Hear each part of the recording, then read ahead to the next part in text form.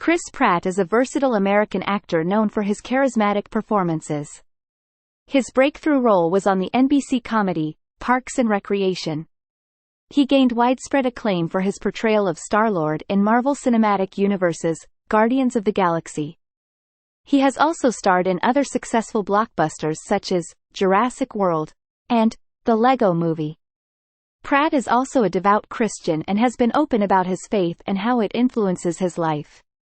He is a skilled hunter, often going on hunting trips with his friends.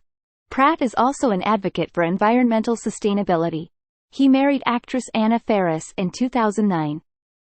The couple had a son together named Jack. Alas, they separated in 2017. Currently, Pratt is married to Katherine Schwarzenegger and they have a daughter together named Lila.